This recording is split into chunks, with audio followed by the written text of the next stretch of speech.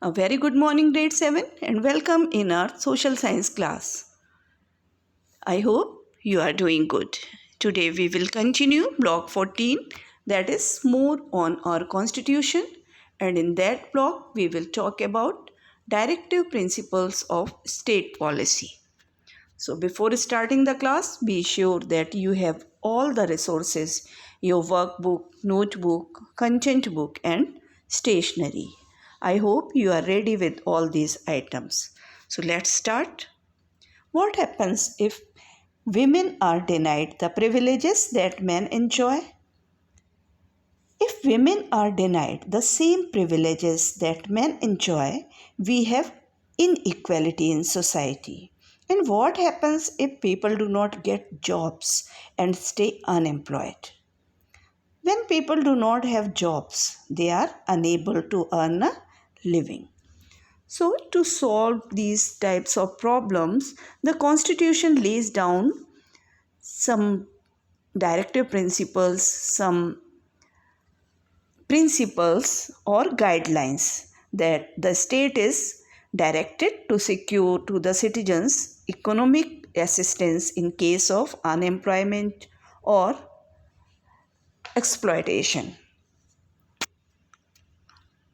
So, what is our aim? Our aim is to describe some directive principles that should be followed by the government to establish a welfare state. So, keywords that we will use in today's lesson are directive principles, welfare state, and socio-economic. Directive principles of state policy are contained in part 4th of our constitution. These are called directive principles because they are meant to be the directives or instructions or guidelines to the governments at all levels in India. Then the word is welfare state. Welfare state is a concept of government in which the state or a well established network of social institutions plays a key role in the protection and promotion of the economic and social well being of citizens. Then the last word is socio-economic. The state should ensure adequate means of livelihood for all its citizens. There should be fair distribution of wealth so that there is no concentration of it in the hands of few people. And social justice shall be given to all the people, particularly to the people of weaker section, scheduled castes and scheduled tribes. State shall protect their educational and economic interests. I hope you understood the definition of these words. So, today we will learn about a set of principles known as the directive principles of state policy that seeks to help in the development of our country. So what you have to do, pause the video and read the section Directive Principles of State Policy, the content book, and it is on page 22 of your content book. Then discuss with your partner or with your parent, and after reading, after discussion, make a set of rules on how you can improve the condition of the country. Then write them in an extra notebook. Okay, children? I hope you have done it. Now, let's read the case study. The case study is on page 22 of your content book. So, you can pause the video and read the case study, What a Country, or you can watch the video and listen to me. Gina and her family recently moved to a new country. Her father works in the foreign office, so they get a chance to move from one country to another. Gina has had different experiences in different countries, but she is unlikely to forget what she saw and experienced in this country. Every time she moved to a country, Gina had to join a new school. However, in this country, she was finding it hard to get admitted to a school. She was told that schools don't admit differently abled children. Gina walks with crutches after she lost her right leg in an accident. As a result, she had to stay at home. She found there were many children who could not go to school because they were either differently abled or because their parents did not have enough money. Many people were unemployed here because there were not enough jobs for them. As a result, they did not have enough money to send their children to school. Gina's mother is a doctor and has been a working woman all her life. After they arrived in this country, her mother found it rather difficult to get a job. She was told that women do not get jobs easily, and even if they did, they were paid less than men. The headlines in the news always made Gina unhappy. People were killing animals for their body parts and damaging old historical buildings. The condition of the villages was bad. They didn't have jobs, schools, proper roads, and health centers. Children suffered from malnutrition, and men wasted time drinking. Every time Gina listened to the news, she would say to herself, "What a country! I wonder when Papa will get a transfer and we will leave this place." I hope you read it or listened to me. So get ready with answers as I am going to ask. How can people get jobs? And how can you make sure that there is development in the villages?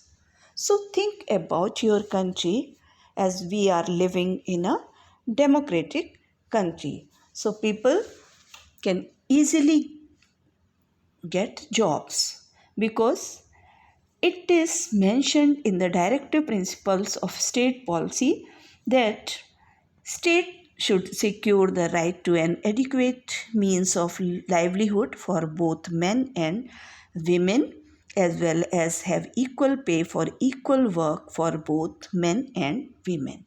And the second question is, how can you make sure that there is development in the villages? So it is also mentioned that it is the guideline is giving to the states that it is the duty to promote the panchayati raj system in villages. So after promoting the panchayati raj system in villages, the condition of villages is improved. The panchayati raj has been set up in almost every state of India. So I can make sure that there is development in the villages and people are getting jobs easily. What rules will you make to improve the conditions of the country, and what principles will you keep in mind while making these rules? We need to keep in mind that these rules must promote social and economic equality in the country. These principles should be the basis for laws in the country. Let's generalize our discussion. So before generalizing the discussion, question of the day is, to prohibit intoxicating drinks and drugs is a dash principle of state policy.